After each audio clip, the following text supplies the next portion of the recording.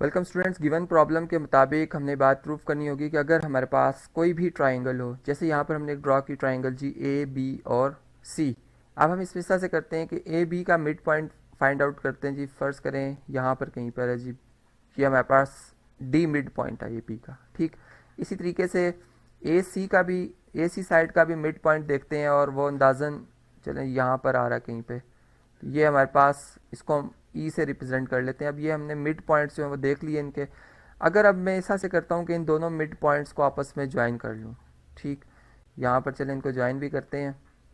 ये हमने ज्वाइन किया इन्हें, और अब हम इस तरह से इसको एक्सटेंड करते हैं इसी डी साइड को कि ई जो है, ई से लेकर यहाँ पर एक हमारे पास जी एफ पॉइंट आ रहा है कि जितना ई से लेकर डी तक डिस्टेंस है उतना ही ई से लेकर एफ होना चाहिए। यहाँ पर ये एफ पॉइंट आ रहा है कहीं, और ये जो एफ है, यानी बेसिकली अगर मैं सी और एफ को ज्वाइन करता हूँ तो हमने ये बात प्रूव करनी होगी कि ये जो लाइन सेगमेंट अब बन रही है ये बिल्कुल पैरेलल है ए बी के साथ, ठीक। अब ये रिजल्ट हम किस तरह से प्रूव कर सकते हैं, इसको हमने अब समझना होगा। यहाँ पर चले मैं इसको थोड़ा सा डार्क कर देता हूँ ताकि हम इसको ज़रा देख सकें, इस पर बात कर सकें। चलें अब देखें, इसमें हमारे पास जो है वो इस तरीके से हमारे पास दो ट्राइंगल्स बन रही है। अगर मैं इनको शेड कर दूँ, यहाँ पर एक ट्राइंगल ये हमारे पास आ रही है, दूसरी ट्राइंगल, इसका कलर चलें थोड़ा सा डिफरेंट रखते हैं, इससे ये आ रही है। और अगर इन दोनों ट्राइंगल्स में हम 1-to-1 करस्पॉन्डेंस लें तो हम ये बात देख रहे हैं कि हमारे पास जो ई वर्टेक्स पे ट्राइंगल ए डी ई में एंगल बन रहा है, जिससे चले मैं 1 कह देता हूँ, और इसी तरीके से ई ही वर्टेक्स पे ट्राइंगल एफ ई सी में जो एंगल बन रहा है ये वर्टिकल एंगल्स। और इनकी क्या पहचान होती है कि अगर इनके आर्म्स को हम देखें, जैसे ई टू सी जो आर्म है और ई टू ए आर्म है, अगर इनको ज्वाइन किया जाए तो एक बिल्कुल लाइन बन जाती है, एक स्ट्रेट लाइन। यही इसकी पहचान है। सीधा दूसरे आर्म्स को भी आप देखें तो एक लाइन बनती है। तो यहाँ पर ये दोनों एंगल वर्टिकल एंगल हैं जो कि आपस में कॉन्ग्रुएंट होते हैं। और प्लस चूंकि मैंने ये बात की कि डी से ई डिस्टेंस हमने कंस्ट्रक्शन में इतना रखा जितना ई से लेकर एफ डिस्टेंस, तो ई इनका क्या हो गया जी, मिड पॉइंट है। इसी तरीके से अगर मैं ए टू ई डिस्टेंस को देखता हूँ और ई टू सी डिस्टेंस को देखता हूँ, ये भी कॉन्ग्रुएंट आएंगे, चूंकि ई जो है इसका क्या है जी, मिड पॉइंट है। तो यहाँ पर ई बेसिकली इसका रोल इस वक्त कॉमन मिड पॉइंट का आ रहा है। दोनों साइड्स के लिए, दोनों लाइन सेगमेंट्स के लिए ये क्या है जी, कॉमन मिड पॉइंट है, ठीक। और यही इसका रीज़न बनेगा।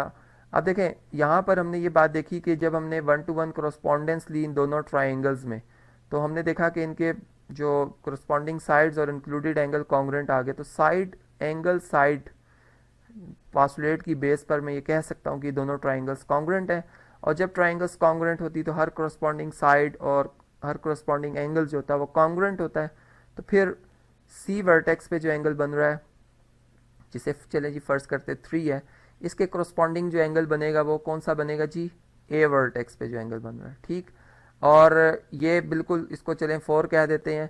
अब यहाँ पे अगर हम देखें तो हमारे पास, चूंकि हमने कहा कि 3 और 4 बराबर है, और अगर मैं सी एफ को इस तरीके से एक्सटेंड कर देता हूँ, एक लाइन की शेप देता हूँ इस तरह से, यहाँ से भी सी से भी इसको थोड़ा सा एक्सटेंड करते हैं और एक एरो लगा देते हैं। इसी तरह से बी से भी एक्सटेंड करते हैं और इसे भी, इधर से भी एरो और यहाँ से भी एरो शो कर दें। तो ये एक ट्रांसवर्सल है ए सी, जो कि दो लाइंस को इस तरीके से इंटरसेक्ट कर रहा है कि इनके अल्टरनेट एंगल्स, जो कि एंगल हमारे पास 3 और 4 बन रहे हैं, ये आपस में बराबर आ रहे हैं। तो हम ये कह सकते हैं कि फिर ये दोनों लाइंस यहाँ पर क्या हो जाएंगी जी, पैरेलल हो जाएंगी, ठीक है। इसका रीज़न मैंने आपको बता दिया कि ये दोनों एंगल्स जो हमारे पास कौन से हैं जी, अल्टरनेट एंगल्स हैं।